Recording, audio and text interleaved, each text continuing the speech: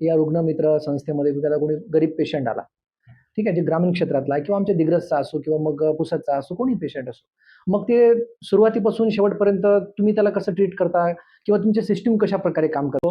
आयुष्यमान भारत योजना आहे, महात्मा फुले योजना आहे. हे कशाप्रकारे कार्य करते? कारण आपण पाहतो की बरेच लोकं आता ते आयुष्यमान कार्ड वगैरे काढत आहे. ते कसं कार्य करते? किंवा मग त्या संदर्भामध्ये आपण विचार करतो म्हटलं तर कोणत्या हॉस्पिटल आपण निवडले पाहिजे? आणि नेमका ह्या योजनेअंतर्गत कोणत्या हॉस्पिटलमध्ये सूट मिळते? जे तुमची संस्था आहे, फाउंडेशन आहे, ते स्थापन करण्यामागचा नेमका तुमचा उद्देश कोणता होती? कोणती अशी वेदना होती?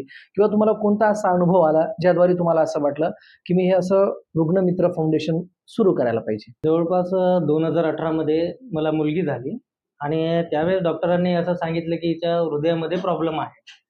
हं. तर आता त्यावेळेस आपण फक्त सिनेमामध्येच बघितलं होतं की काय प्रॉब्लेम असतो आणि हृदयाचं ऑपरेशन आणि त्या आई-वडिलाची कंडिशन आणि हे आपण पिक्चरमध्येच बघितलं होतं. बरोबर.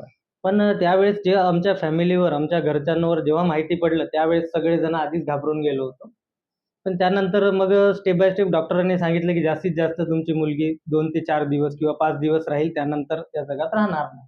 हो, पण एक जिद्द होती, की ठीक आहे, डॉक्टरांनी सांगितलं आपल्याला ते करायचं, पण आपण एक लढायला पाहिजेत. म्हणून मग एका मोठ्या हॉस्पिटलमध्ये गेलो. तर तिथे त्यांनी तिला 2 महिने आय-सी-यूमध्ये ठेवलं, पिडियाट्रिक एन-आय-सी-यूमध्ये आणि त्यानंतर मग तिचं एक ऑपरेशनची गरज पडली. तर मी तसे जवळपास 60 ते 70 हॉस्पिटलला जाऊन तिचे रिपोर्ट दाखवले. पण डॉक्टरांचं म्हणणं होतं, की हे पॉसिबलच नाही होणार. तर शेवटी सर्व कंटाळून मी मुंबईला गेलो आणि मुंबईचे जवळपास 10 ते 20 हॉस्पिटल जे मोठे-मोठे आहेत, त्यामध्ये कोकिलाबेन अंबानी असेल, ओखार्ड असेल, तिथे हिंदुजा असेल, त्या ठिकाणी गेलो आणि तिथे आणि जो हा प्रवास झाला त्यानंतर मुलीचं एक ऑपरेशन झालं, सक्सेसफुल झालं. हं. पण त्याआधी माझ्यासोबत जसं की मी आता इकडे सावंगीला माझी मुलगी ॲडमिट होती, नागपूरला होती, छत्तीसगड, रायपूरला आम्ही गेलो होतो. हो. पूर्ण फिरलोय. पण आजूबाजूला जे विद्यार्थी आणि आपले सॉरी जे पेशंट वगैरे असायचे, यांची परिस्थिती बघून मला एक मनातून एक असे त्रास झाला आहे. कारण की मी एज्युकेटेड आहे. मला बऱ्याच गोष्टी कळत होत्या. पण जे खेड्यातले लोकं तिथे स्वतःच्या बाळाला घेऊन येत होते हॉस्पिटलमध्ये, त्यानंतर तिथे काय व्हायचं पैशाअभावी ते बाळाला घरी घेऊन जायचे आणि तसे 4 ते 5 बाळ घरी गेल्यानंतर ते एक्सपायर झाले. आणि नंतर मला जेव्हा कळलं, तर मी माझ्या मुलीला वाचवायसाठी जेवढी धडपड मी केली, तर ती मला माहिती घेण्याचा प्रयत्न केला आणि जे काही फंडिंग असेल, सगळं काही जमवून मी माझ्या मुलीला वाचवलं. पण त्याही लेकरांचा जगण्याचा अधिकार होता. म्हणून मग मी हे काम सुरू केलं त्यांच्याकडे बघून. आता बघा तुम्ही दिग्रस आणि पुसद सारख्या छोट्या ग्रामीण क्षेत्रामध्ये काम करता. मग या ठिकाणी काम करत असताना ज्या काही व्यवस्था असेल किंवा मग जे काही ग्रामीण रुग्णालयाच्या ज्या काही व्यवस्था आहे, त्या संदर्भामध्ये कोणत्या त्रुट्या तुम्हाला जाणवल्या? कोणत्या अडचणी तुम्हाला आल्या या संदर्भामध्ये? आपला हा यवतमाळ जिल्हा, त्यामध्ये पुसद, डिग्रस यामध्ये खेडे विभाग हा भरपूर आहे आणि या खेडे विभागामध्ये काय होतं, की कुणालाही कुठलाही प्रॉब्लेम असला, की हे प्रायमरी हॉस्पिटलमध्ये जातात. पण कुठला डिसीज आहे आणि तो कुठल्या हॉस्पिटलमध्ये त्या योजनेमध्ये आपण बसवू शकतो आणि हे तर सेकंडरी झालं. पण प्रायमरी काय आहे, की कुठली योजना आणि कुठल्या हॉस्पिटलला जावं लागेल आणि हॉस्पिटल रिलेटेडची माहिती आपल्याला नसते. कारण की जेव्हा आपल्यावर संकट येतं, त्याच वेळेस आपण त्या गोष्टीमागे धावतो. करेक्ट आहे, करेक्ट. हां. आणि आपल्या इकडे खेड्यातून आता जे लोकं येतात, आता स्नेक बाईट असेल, हां, तर हां. कुठल्या हॉस्पिटलला जायला पाहिजेत, हे माहीत नाही. आणि त्यामध्ये काय होतं गव्हर्नमेंट हॉस्पिटलला अँटी व्हेनम्स वगैरे असतात. हं, तर हं, आपण हं. गव्हर्नमेंट हॉस्पिटल प्रिफर करत नाही, प्रायव्हेटमध्ये जातो आणि प्रायव्हेटमध्ये गेल्यानंतर काय होतं, की तिथे लागणारा जो खर्च आहे, त्यामध्ये आपल्या इकडले आर्थिक दुर्बल जे घटकातील लोकं आहेत, हे शेती विकतात, घर विकतात आणि बरोबर. काय होईल पेशंट घरी येतो, पण नंतर त्यांच्या आयुष्यातला जो 2 ते 3 वर्षाचा काळ त्या मेहनतीमध्ये जातो, जो पैसा त्यांच्याजवळ. आजकाल आपण पाहतो की मदतीच्या नावाखाली बरेच काही जे काही सेवाभावी संस्था नावानं लोकं उघडतात. ठीक आहे. मग आता लोकांना पण कळत नाही की बाबा हे खरंच हे सेवाभावी संस्था आहे. तर त्या खऱ्या आहेत का? मग त्याच्यामध्ये फसवणूक पण सुद्धा होऊ शकते आणि रुग्णांना खऱ्या अर्थानं जे गरजू रुग्ण आहेत त्यांना मदत मिळत नाही. मग अशा ज्या काही सेवाभावी संस्था आपण कोणत्या आहेत, ज्या खऱ्या आहेत किंवा आपण त्या कशा ओळखल्या पाहिजे सामान्य रुग्णांनी? कुठल्याही प्रकारच्या संस्था असतील. तर आता मी रुग्णांबद्दल काम करतो त्यामुळे मी रुग्णांबद्दल तुम्हाला सांगेन. बरोबर. आता काय होतं 2 प्रकारे असतात. आता आमच्या इकडे मी पुसदचा आहे प्रॉपर. काय होतं की बरेच पेशंट आता आमच्याकडे एक असं कपल आहे. ते दोघं जण पती-पत्नी येतात. शोल्डर डिस्लोकेट आहे म्हणून एक एक्स-रे असतो त्यांच्याकडे बरोबर. आणि प्रत्येक दुकानावर किंवा कोणाच्या घरी गेले, तर त्यांच्याकडून काय करतात की ते ₹200-500 घेतात. हा त्यांचा बिझनेस करेक्ट झालेला आहे, आहे. करेक्ट. आता हा बिझनेस झाला. सपोज तुम्ही किंवा मी त्या रुग्णाला जर आपण मदत केली, काय होतं की पुढच्या वेळेस आपल्याला कळलं की आपण या ठिकाणी फ्रॉड झालाय आपल्यासोबत, आपण कोणाची मदत करणार नाही. त्यामुळं करेक्ट. जे खरे आणि गरजू रुग्ण हे अलिप्त राहतात. आणि अशा ज्या संस्था आहेत, अशा काही संस्थेच्या माध्यमातून आता रुग्णांना जिथे मदत होईल, तिथे पैशाचा आणि रुग्णसेवेचा प्रश्नच येत नाही. कारण की ती एक डायरेक्शन असतात. आणि या संस्थेची गरज कुठे पडतं? बेसिकली गव्हर्नमेंटने जे स्ट्रक्चर बनवलेलं आहे, 5,00,000 पर्यंत आयुष्यमान भारत योजना आहे. आधी महात्मा फुले होती आणि त्या व्यतिरिक्त मुख्यमंत्री निधी आणि पंतप्रधान निधी हे आपल्या सगळ्यांनाच माहिती आहे. बरोबर. पण संस्थेची गरज कधी पडतं, की ज्यावेळेस डिसीज हे मोठ्या पद्धतीचे असतात, म्हणजे ज्यामध्ये लाखोंमध्ये खर्च असतो, त्यांच्या वेळेसच आपल्याला त्या संस्थेची गरज पडतात. तुमच्या या रुग्णमित्र संस्थेमध्ये त्याला कोणी गरीब पेशंट आला, ठीक आहे, जे ग्रामीण क्षेत्रातला आहे किंवा आमच्या दिग्रसचा असो किंवा मग पुसदचा असो, कोणी पेशंट असो. मग ते सुरुवातीपासून शेवटपर्यंत तुम्ही त्याला कसं ट्रीट करता किंवा तुमची सिस्टम कशाप्रकारे काम करते? जेणेकरून आमच्या प्रेक्षकांना कळेल, की बाबा मला काही असा एक गरीब आहे, गरीब रुग्ण आहे, त्यांना मदत करायची आहे. तर तुमच्या माध्यमातून त्यांनी कशी केलं पाहिजे? ते तुमची सिस्टम कशी काम करते? बघा एखादा रुग्ण आहे, तर आपण बच्चूचंच घेऊ छोट्या बाळाचं, हं, हं. की एखाद्याला कळलं की त्यांच्या हार्टमध्ये बाळाचा होल आहे आणि हॉस्पिटलने सांगितलं 4 ते 5 लाख रुपयापर्यंत खर्च येईल. सामान्य व्यक्ती घाबरूनच जाईल. बरोबर. पण जेव्हा तो मग आमच्याकडे येतो, तर आम्ही काय करतो, आधी काउन्सिलिंग हे एक महत्त्वाचं आहे. कोणताही व्यक्ती आला, त्यामध्ये स्वतःची कॉन्फिडन्स लेव्हल त्यांना वाढवणे गरजेचे आहे. ठीक आहे, आम्ही तर मदत करतोच, पण सुरुवातीला त्यांची आम्ही काउन्सिलिंग करतो, की ठीक आहे, आधीच्या काळामध्ये यावर वेगवेगळे इलाज होते. आपल्याला बऱ्याच गोष्टी माहिती नव्हत्या. पण आम्ही एक ॲज अ मेडिएटर म्हणजे एक ब्रिज म्हणून आपण त्यांच्यासाठी काम करतो. करेक्ट. सुरुवातीला आपण त्यांचं डॉक्युमेंटेशन चेक करतो. हं. आता बाळाच्या याच्यामध्ये जर म्हटलं, की जे 6 वर्षाच्या आधीचे जे बच्चू असतात, यांना जन्म प्रमाणपत्र कंपल्सरी आहे. करेक्ट. मग रेशन कार्ड, आई-वडिलांचे आधार कार्ड आणि इन्कम सर्टिफिकेट काही कंडिशनमध्ये त्यांना लागेल. आणि त्यानंतर आपण काय करतो, की आता गव्हर्नमेंटचे एम-ओ-यू असतात हॉस्पिटलसोबत वेगवेगळ्या. कारण की गव्हर्नमेंटचे टाय अप असतात आणि त्या हॉस्पिटलमध्ये ते घेऊन जातात बच्चूला. तर आपण जी सिस्टम आहे, सरकारी अधिकारी आहे त्यांच्याशी आपण संपर्क साधतो, की सर हा प्रॉब्लेम आहे. जर मायनर प्रॉब्लेम असेल, तर जे मीडियम लेव्हलचे हॉस्पिटल आहे तिथे पाठवतो. आपल्या इकडे नागपूर असेल, वर्धा असेल या ठिकाणी सर्जरी करतो आणि मेजर सर्जरी असेल, तर आपण मुंबईसारख्या ठिकाणी पाठवतो. पण मुंबईसारख्या ठिकाणी पाठवताना पेशंटला आधी डॉक्युमेंटेशन आपण क्लिअर करून घेतो. कारण की तिथे गेल्यानंतर वेळेवर अडचण येऊन आणि मुंबईहून परत येणं जाणं शक्य नाही. आणि आपल्यासोबत बाळ असतं त्यामुळं आपण बऱ्याच गोष्टी करू शकत नाही, जाणं, येणं आणि बाकीचं. तर त्यामुळं आपण त्यांचं डॉक्युमेंटेशन प्रिपेअर करतो. हॉस्पिटलला जायच्या आधी आपण हॉस्पिटलला फोन करून तिथल्या डॉक्टरांशी बोलून घेतो, की हे सर्जरी आपल्या इकडे होणार का? बरोबर. जर नसेल होत, तर पेशंट एवढ्या दूर जाऊन तो परतच येईल. करेक्ट आहे, करेक्ट. तर आपण पूर्ण फायनलाईज करतो आणि त्याच माध्यमातून पेशंटला पाठवतो. आतापर्यंत माझ्याकडे जवळपास आता या 6 ते 7 वर्ष मी काम करत आहे. 450च्या जवळपास बच्चूंना आपण मार्गदर्शन वाह! केलंय. वाह! 450 ते 500 जे लहान मुलं असतील किंवा रुग्ण असतील, त्यांना तुम्ही मदत केली किंवा त्यांच्या ऑपरेशनमध्ये तुम्ही त्यांना मदत केली. त्या सिस्टमनं तुम्ही सगळं ते ज्या ज्या पद्धतीने तुम्ही सांगितलं त्या पद्धतीनं. तर तुम्हाला असा कोणता प्रसंग आहे जे तुम्हाला भावनिक करून गेला, तुमचे अश्रू अनावर आले आणि तो सक्सेस झाल्यानंतर तुम्हाला वाटलं, की बाबा मी खरंच जिंकलो बाबा आज. असा कोणता प्रसंग होता? मध्ये तर असे प्रसंग तर प्रत्येक वेळेसच घडले. कारण की काय होतं, की एखाद्या बच्चूची सर्जरी झाली आणि तो 48 ते 72 तासानंतर शुद्धीवर येतात. बाळ शुद्धीवर आल्यानंतर मला ठीक आहे, आता दोघं पती-पत्नी हॉस्पिटलमध्ये असतात बच्चूला घेऊन. पण ज्यावेळेस नेहमी पतीसोबत माझं बोलणं असतं, डॉक्युमेंटेशन असतं, डॉक्टरांची काउन्सिलिंग, कन्सल्ट कसा करायचा, डॉक्युमेंट कुठं द्यायचं हे बोलणं असतं. पण करेक्ट. ज्यावेळेस सर्जरी झाल्यानंतर त्या बाळाची आई पहिल्यांदा जेव्हा फोन करते आणि म्हणते, की "दादा, माझ्या बाळाचं ऑपरेशन झालेलं आहे आणि तुम्ही कुठे आहे? आम्ही तुम्हाला भेटायला येणार." त्यावेळेस एक इमोशनली असं होऊन जातं, की नाही काहीतरी आपण कोणाच्या ना कोणाच्या कामी पडलो. हेच एक आयुष्यातला सगळ्यात मोठा आनंद आहे. यापेक्षा मोठा अनुभव दुसरा कशातच नाही. आयुष्यमान भारत योजना आहे, महात्मा फुले योजना आहे. हे हं. कशाप्रकारे कार्य करते? कारण आपण पाहतो, की बरेच लोकं आता ते आयुष्यमान कार्ड वगैरे काढत आहे. ते कसं कार्य करते? किंवा मग त्या संदर्भामध्ये आपण विचार करतो म्हटलं तर कोणते हॉस्पिटल आपण निवडले पाहिजे? आणि नेमका ह्या योजनेअंतर्गत कोणत्या हॉस्पिटलमध्ये सूट मिळते? आपण जेव्हा हॉस्पिटलमध्ये जातो आणि आपला जो काही प्रॉब्लेम आहे, त्या प्रॉब्लेमसाठी ती महात्मा फुले योजना त्या हॉस्पिटलमध्ये आहे का? हा पहिला प्रश्न येतो. कारण की यामध्ये महात्मा फुले योजनेमध्ये हं. जवळपास पॅकेजेस असतात डिसीज वाईज.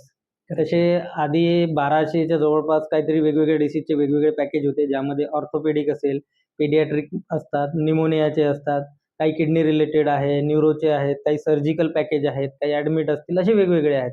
तर आता जर आपण एक कन्सिडर केले, की आपला एखाद्या बच्चूला जर आपण एखाद्या हॉस्पिटलमध्ये घेऊन जात आहे, पण तिथे पेडियाट्रिक डॉक्टरच नाही आहेत, तर पेडियाट्रिक तिथे योजना नसणारच. तर Correct. पेशंटला जेव्हा आपण सुरुवातीला घेऊन जाणार आहे, की त्या हॉस्पिटल आधी आपण बघायला पाहिजे, की आपल्याला कुठला डिसीज आहे, कुठला त्रास आहे आणि त्या अनुषंगाने आपण त्या मल्टी स्पेशालिटी हॉस्पिटलमध्ये जात आहे. तर तिथे आपल्याला त्या योजनेचे डॉक्टर हवेत आणि त्या योजनेचं तिथे पॅकेज असलं पाहिजे. तरच आपला इलाज होईल. अदरवाईज हॉस्पिटल पण काही करू शकणार नाही आणि योजना पण नाही. आणि योजनेसाठी लागणारी डॉक्युमेंटेशन जे आहे, कारण की आज आयुष्यमान कार्ड जर म्हटलं, आता आपण यवतमाळ जिल्ह्याचा जर विचार करू, तर 50 ते 52% लोकांचे अजून आयुष्यमान कार्ड निघालेलं नाही आहे. आणि आम्हाला जो त्रास जो होतो, रुग्णमित्र म्हणून आता आम्हाला जे फोन येतात, त्यांचे आयुष्यमान कार्डच हे रेडी नसतात. आणि आयुष्यमान कार्ड कधी निघते, की जेव्हा आपलं रेशन कार्ड ऑनलाईन असेल. आता आपण मिडल क्लास लोकांचा मला मॅक्सिमम त्रास काय होतो, की ते रेशन कार्ड त्यांना रेशन घेत नाहीत, त्यामुळे ते रेशन कार्डकडे लक्षच देत नाहीत. त्यामुळे त्यांचं ऑनलाईन नसतं. आणि जेव्हा अशी परिस्थिती आली, त्यावेळेस जेव्हा सर्जरी 1 ते 2 दिवसामध्ये आहे, त्यावेळेस तुम्ही फायनान्शियली तुमचे प्रॉब्लेम सॉल्व्ह करणार, की बरोबर. योजनेमध्ये टाकणार, की दुसरे काही आहे. ते हे प्रॉब्लेम ते जनरल जी पब्लिक आहे, सगळ्यांनी आपली डॉक्युमेंटेशन तयार ठेवायला पाहिजे. हॉस्पिटलसाठी तरी आपण रेशन कार्ड, आधार कार्ड, आयुष्यमान कार्ड आणि त्यामध्ये असणारे स्पेलिंग हे आधी चेक करायला हवे. कारण की रेशन कार्डवर जर वेगळं नाव असेल, आधार कार्डमध्ये स्पेलिंग वेगळं येतं आणि आयुष्यमानमध्ये वेगळं आहे. असे बरेचसे केसेस आमच्याकडे आले आहेत. हो का? मग त्याला लागतं वेळ आणि वेळ लागला तोपर्यंत पेशंटचा हा टायमिंग निघून जातो. मग आपण त्यांना योजनेत मग ब्लेम करायचं तर कोणाला करायचं? करेक्ट. तुमच्या अनुभवावरून आता तुम्ही एवढ्या रुग्णांची मदत केलेली आहे. तर अशी कोणती गोष्ट आहे, अशी कोणती त्रुटी आहे जे हॉस्पिटलमध्ये होते? तर शासनाला तुम्ही काय आव्हान कराल, की हे जर का अशी त्रुटी झाली नाही किंवा मग हे असं चूक जर का शासनाकडनं म्हणा किंवा हॉस्पिटलकडून नाही झाली, तर रुग्णांना मदत होऊ शकते अधिक? बरोबर. तशी तर आपण बघितलं गव्हर्नमेंटचं एक स्ट्रक्चर आहे आणि गव्हर्नमेंटने वेगवेगळे नियम, अटी सगळं आहे. फक्त अडचण काय येते, की सामान्य व्यक्ती जोपर्यंत गरज पडत नाही, तोपर्यंत आपण त्या गोष्टीपर्यंत पोहोचत नाही. आणि तिथे गेल्यानंतर मग काय होते आपल्याला माहीतच नसतं, तर मग आपण वेगवेगळ्या पद्धतीचे ब्लेम हे गव्हर्नमेंटला करतो. करेक्ट. आपल्याला माहीतच नाही त्या हॉस्पिटलमध्ये कुठल्या पद्धतीचं होतं.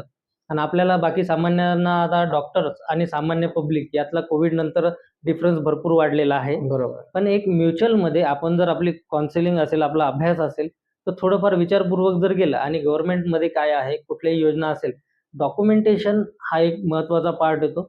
आणि त्यामध्ये डॉक्युमेंटेशन काढावं कुठून लागतं आपल्याला? गव्हर्नमेंट डिपार्टमेंटमध्ये. आणि ती सिस्टीम जी आहे खूप लेंदी करेक्ट. आणि खूप हळू आहे. तसे गव्हर्नमेंटचे जी-आर आहेत, की रेशन कार्ड पेशंटसाठी जर काही असेल तर 24 तासाच्या आत त्यांना प्रॉब्लेम त्यांचे सॉल्व्ह करून देण्यात यावे.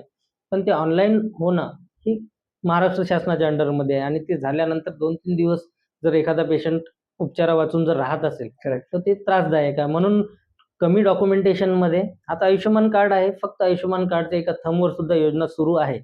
तरी बरोबर. लोकांनी जास्तीत जास्त जणांनी आपले रेशन कार्ड, आयुष्यमान कार्ड हे काढून ठेवायला हवे.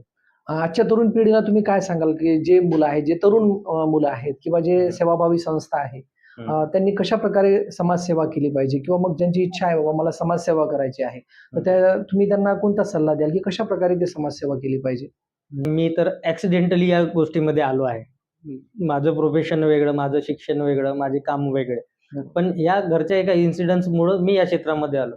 पण आता आपल्या देशामध्ये 140 कोटी लोकसंख्या आहे आणि प्रत्येक 2-3 हजार, 4,000 लोकांमागे एक डॉक्टर्स आहेत. बरोबर. आणि त्यामध्ये असणारे पेशंट आणि लोकांना जे गाईडन्स लागतं खेडे विभागातील असतील. आमच्यासारखे जे यंगस्टर आहेत, तर यांनी काय करायला पाहिजे, की आता जसं की प्रत्येकाचा वेळ रील्स आणि बाकीच्या गोष्टींमध्ये जातो. करेक्ट. ते शासनाच्या वेगवेगळ्या ज्या काही योजना आहेत, या डिप्लॉय झाल्या पाहिजे समाजाच्या प्रत्येक घटकापर्यंत. आता आपल्या इकडे जे खेडे विभाग हा भरपूर येतो. पण प्रत्येक खेड्यातील असे 3 ते 4 तरुणांनी जरी विचार केला, की आपण या पद्धतीचं काम जर केलं, म्हणजे एकदम बेसिक सांगतो, आपल्या इकडे प्रॉब्लेम येतो ते ब्लडचे. बरोबर. आता माझा रक्त संजीवनीचा एक ग्रुप आहे. वाह! ऋषिकेश तन्मने म्हणून माझे सहकारी आहेत. ते माझ्या रुग्णमित्र फाउंडेशनचे डायरेक्टर पण आहेत, माझे सहकारी. आणि पूर्ण भारतामध्ये जिथे कुठे ब्लड लागलं, फोन जरी आमचे नंबर सर्वांपर्यंत आहे. वाह! फोन आला तर आम्ही ओव्हरऑल इंडिया कुठे पण ब्लड पण आपण सप्लाय करू शकतो. क्या तर बात! प्रत्येक गावातील 4-5 जणांनी जर गव्हर्नमेंटचे असे काही कॅम्प घ्यायचे, की कोणाचं ब्लड ग्रुप कुठलं आहे, तर त्या अनुषंगाने तिथून सुरुवात जर केली, तर भविष्यात स्टेप बाय स्टेप ते समोर जातील. आणि काही अडचणी असतील योजनेबद्दलच्या, आता प्रत्येक जिल्ह्यामध्ये योजनेचे अधिकारी आहेत. यांचे बरोबर. नंबर प्रत्येक हॉस्पिटलला, महात्मा फुलेच्या ठिकाणी सगळ्यांजवळ आहे. तर प्रत्येकाने जर कॉल करून विचारलं, कारण की आपला तो अधिकारच आहे, की सर आम्ही काय करायला हवं? तर प्रत्येकाने ते विचारायला हवं आणि पेशंटला त्या पद्धतीने गाईड करायला पाहिजे. आणि भारताचा युवा जो आहे, त्यामध्ये गट्स आणि विल पॉवर भरपूर आहे. फक्त एक योग्य ती डायरेक्शन मिळणे गरजेचे आहे Correct, आणि एक correct. स्पार्क असतो.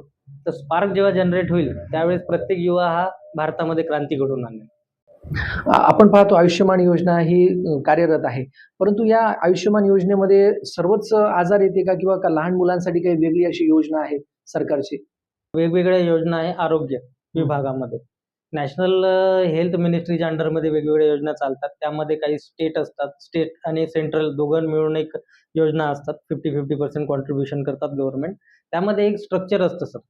जसं की आता आपण गव्हर्नमेंट हॉस्पिटल बघितले. आपल्या इथे गव्हर्नमेंट हॉस्पिटल आहे. तर आता बरोबर. आपल्याला काय माहिती आहे गव्हर्नमेंट हॉस्पिटलमध्ये आपण लहान मुलांचं लसीकरण, इमर्जन्सीमध्ये काही असेल, पॉइझनच्या केसेस असेल असं बेसिक आहे. बरोबर. असे मला एक्झॅक्ट आपला किती डिसीजवर माहिती नाही, पण नियर अबाउट 200 ते 250 डिसीजेस जे आहेत, याचा इलाज गव्हर्नमेंट हॉस्पिटलमध्ये फ्रीमध्ये होतो.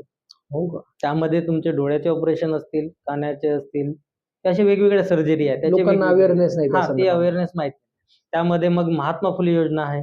महात्मा फुलेमध्ये जवळपास 1200 ते 1300 पॅकेजेस होते. हो. आता आयुष्यमान भारतमध्ये महात्मा फुले प्लस आयुष्यमान असे 2200 पर्यंत असू शकतील पॅकेजेस. हो. अशा वेगवेगळे डिसीजेस आहे आणि आता आम्ही जे काम करतो हे लहान मुलांसाठी. तर लहान मुलांच्या हार्टमधील होल, बाय बर्थ डिसीज आपण त्याला म्हणू शकतो, अच्छा. की जन्म झाल्यानंतर त्यामध्ये जेनेटिकली डिसऑर्डर पण असू शकतात. बऱ्याच लहान मुलांना कानाने ऐकू येत नाही. त्याला कॉक्युलर इम्प्लांटची सर्जरी लागतात आणि ती एवढी महागडी असते ती 12 ते 14 लाखांपर्यंतची सर्जरी आहे. बरं. त्या 2 वर्षाच्या आतमध्ये असेल तर आर-बी-एस-केमध्ये जी शासकीय योजना आहे, राष्ट्रीय बाल स्वस्थ आरोग्य कार्यक्रम त्याला आर-बी-एस-के म्हणतात आणि आम्ही रुग्णमित्र फाउंडेशन जे हार्टची जी सर्जरी करतात, ते आर-बी-एस-के नावाचे आहेत. त्यामध्ये सुरुवात ही अंगणवाडीपासून होतं. तर अंगणवाडीत आपल्याला माहिती आहे, आपण बाळाला घेऊन जातो, खिचडी, बाळाला पोषण आहार हे मिळतं. पण आरोग्याची जबाबदारी सुद्धा ही सरकारने घेतलेली आहे आणि तिथे दर 5,000 लोकसंख्येमागे आय थिंक एक आर-बी-एस-केचे कोऑर्डिनेटर असतात. एक डॉक्टर आहेत अंगणवाडी चेक करणारे. तर बाळाला असे काही कार्डियाक किंवा जन्मजात आजार असतील, तर ते त्याच्या हिशोबाने रिपोर्ट तयार करतात आणि आता आपला जिल्हा यवतमाळ आहे. जिल्ह्याच्या ठिकाणावरून त्या बाळाचा कोणत्या हॉस्पिटलमध्ये फ्रीमध्ये इलाज होईल आणि गव्हर्नमेंटचे एम-ओ-यू असतात हॉस्पिटलसोबत.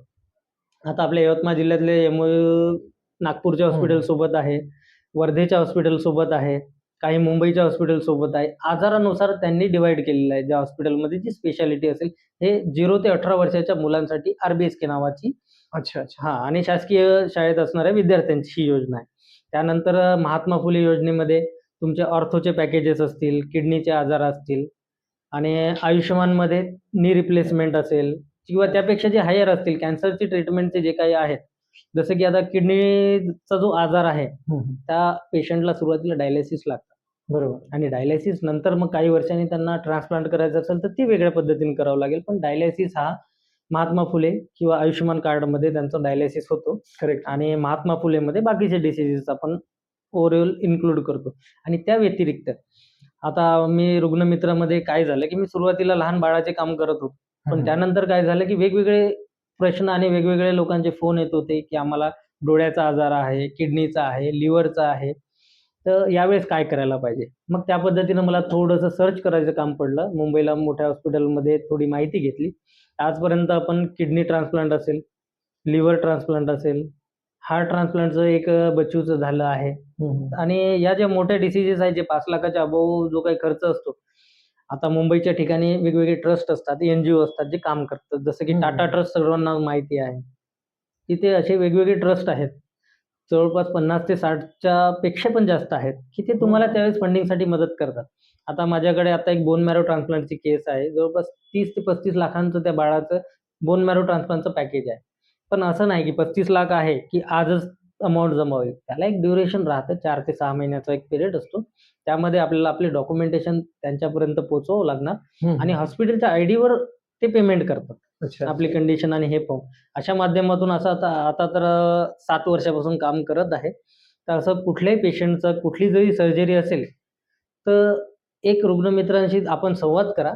कुठल्या हॉस्पिटलला कुठली सर्जरी होऊ शकते, आम्ही त्यांना त्यांच्यापर्यंत पोहोचू शकू आणि गाईड वाह, वाह! करू शकू. नक्की, नक्की.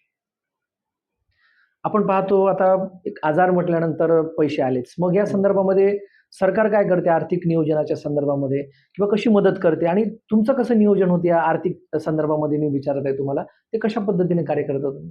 आता काय होतं, की मी एक सामान्य पर्सन आहे.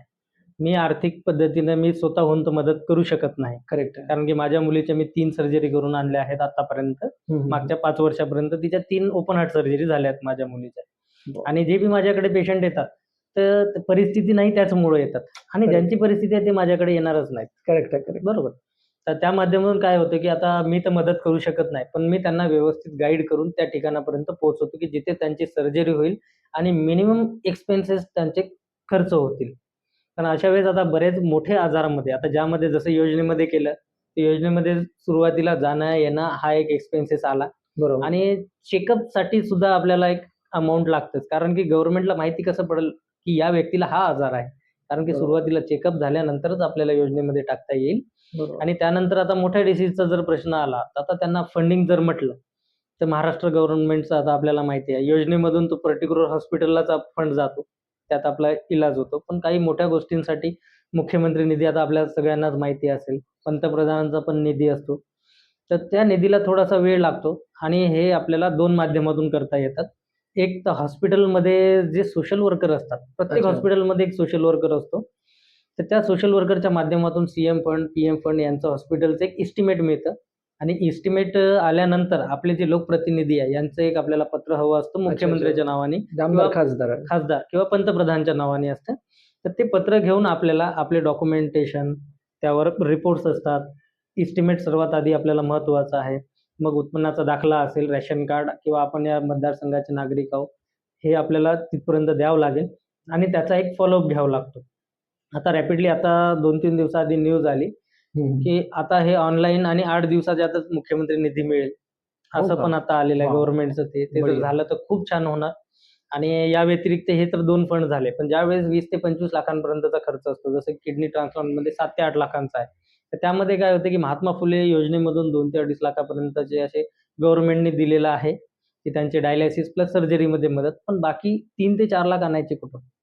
मग अशा वेळेस काय आहे, काही संस्था आहेत, जसं की आता मी माझ्यावरूनच अनुभव सांगतो. माझ्या मुलीच्या पहिल्या सर्जरीच्या वेळेस मला मुंबईमधून सिद्धिविनायक ट्रस्ट आहे, कारो ट्रस्ट आहे, असे वेगवेगळे तिथे ट्रस्ट आहे. कारण की मला तिथे ओखाड हॉस्पिटलमध्ये होतो. तिथे संजय काळे म्हणून एक सोशल वर्कर होते. आता त्यांना कळलं की परिस्थिती नाही आहे, तर त्यांनी मला हे गाईड केलं. सुरुवातीला त्यांनी माझ्या आतमध्ये जे बीज पेरलं आहे, ते त्या व्यक्तिमत्त्वाने पेरलंय बरं. आणि मला त्यांनी मग ट्रस्टचे ॲड्रेस दिलेत आणि हॉस्पिटलमधून एस्टिमेट दिलं. ते एस्टिमेट घेऊन माझे डॉक्युमेंटेशन त्यांना पूर्ण मी अटॅच केले आणि पर्टिक्युलर त्या ट्रस्टला जाऊन दिले. मग मी त्यांचा फॉलोअप घेतला काही दिवसानंतर.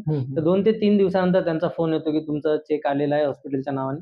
तो चेक घ्यायचा आणि हॉस्पिटलमध्ये जमा करायची. अशी ती प्रोसिजर होती. 10 ते 15 दिवसात माझ्या मुलीसाठी जी काही पहिली सर्जरी होती आणि त्यानंतर बाकीची सर्जरी मी आर-बी-एस-केमध्ये केली. तर कुठल्याही रुग्णांनी काय करायला पाहिजे, की आता मला एक असं सर्वांना सांगावसं वाटतं, की आपल्यावर जी परिस्थिती आलेली आहे, ठीक आहे, आधी कोणतीच परिस्थिती सांगून येणार नाही. करेक्ट. पण जेव्हा आपल्या फॅमिलीवर तशा पद्धतीचं संकट आलेलं असेल आणि माझा मेसेज त्या पर्टिक्युलर फॅमिलीसाठी नाही तर त्यांच्या मित्रांसाठी आहे. काय होतं, की जी फॅमिली घाबरलेली असते ती माझ्यापर्यंत त्यांना कळत नाही. आपण फोन करावं, की त्या परिस्थितीला सामोरे जावं. तर त्यांच्या मित्रांना जर माहिती झालं, तर त्यांनी जर आमच्यासारख्या रुग्णमित्रांना संपर्क केला, तर व्यवस्थित आपण गाईड करू आणि कमीत कमी खर्चामध्ये शासकीय योजनेमध्ये त्यांचा इलाज कसा करता येईल, त्यासाठी आम्ही नक्की मार्गदर्शन करू. वाह! आपल्या बोलमनातलं या चॅनलमध्ये आम्ही रॅपिड फायर राउंड घेत असतो. तर त्या संदर्भामध्ये मी तुम्हाला काही प्रश्न विचारणार, त्याचे 3 पर्याय देईल. तुम्हाला एक उत्तर निवडायचं आहे. ओके, सुरुवात करायचं? बघा, सेवाभावाची सुरुवात कशातून झाली? वैयक्तिक वेदनेतून झाली, समाजाची प्रेरणा होती, की काही प्रेरणादायी व्यक्ती होता? वैयक्तिक वेदनेतूनच सुरुवात झाली आहे. ओके. सर्वात मोठं समाधान कशात मिळतं? रुग्ण बरा होतो तेव्हा, कुटुंब हसतं तेव्हा, की समाजात बदल दिसतो तेव्हा? समाजात बदल दिसतो तेव्हा. ओके. काम करताना सर्वात मोठी अडचण कोणती वाटली तुम्हाला? आर्थिक वाटली, प्रशासकीय वाटली, की लोकांचा विश्वास? सुरुवात आर्थिकपासूनच होतं. ओके. एका शब्दात रुग्णमित्र काय आहे? सेवा, आधार की लढा? लढा आहे. सरकारी योजना कशा वाटतात तुम्हाला? उपयुक्त आहेत, गुंतागुंतीच्या आहेत, की अपुऱ्या आहेत? गुंतागुंतीच्या आणि अपुऱ्या पण म्हणू शकतो आपण. ओके. सर्वात जास्त गरज कशाची आहे? पैशाची, जागरूकतेची की डॉक्टरची? जागरूकतेची. मदत करताना पहिली भावना काय असते? जबाबदारी, करुणा की तातडीने ते मदत पूर्ण केली पाहिजे? जबाबदारी. सर्वात भावनिक क्षण कोणता आहे? ऑपरेशन यशस्वी झाल्यानंतर, रुग्णांचे आभार की कुटुंबाचे अश्रू? कुटुंबाचे अश्रू. तुमचं ब्रीद वाक्य काय आहे? सेवा हीच धर्म, माणुसकी जिंकते, हार मानू नका. हार मानू नका. सर्वात मोठं बळ कोणतं आहे? टीम, कुटुंब की स्वतःची जिद्द? स्वतःची जिद्द. कामाचा सर्वात कठीण भाग कोणता आहे? निधी उभारणे, हॉस्पिटलचा समन्वय करणे की रुग्ण समजावणे? रुग्ण समजावणे. प्रेरणा कुठून मिळते? रुग्णाकडनं, कुटुंबातून की अनुभवातून? अनुभवातून. तुमच्या यशाचं गमक काय आहे? प्रामाणिकपणा, सातत्य की नेटवर्क? सातत्य. सर्वात मोठं स्वप्न काय आहे तुमचं? मोफत आरोग्य असलं पाहिजे, मोठं नेटवर्क असलं पाहिजे की प्रत्येकाला मदत करता आली पाहिजे? मोफत असेल पाहिजे आरोग्य. ओके. सर्वात जास्त त्रास कुठे दिसतो? ग्रामीण भागात, शहरी भागात की दोन्ही ठिकाणी? दोन्ही ठिकाणी. कामाचं सर्वात मोठं बक्षीस कोणतं आहे? धन्यवाद, स्मित हास्य की आशीर्वाद? स्मित हास्य. पुढील 5 वर्षाचं काय लक्ष आहे तुमचं? विस्तार, अधिक रुग्ण मदत की मजबूत टीम? अधिक रुग्णांना आम्ही मदत करू शकतो. ओके. शेवटचा प्रश्न, तुमच्यासाठी जीवन म्हणजे काय? सेवा, संघर्ष की संधी? संधी. ओके. धन्यवाद. थँक्यू.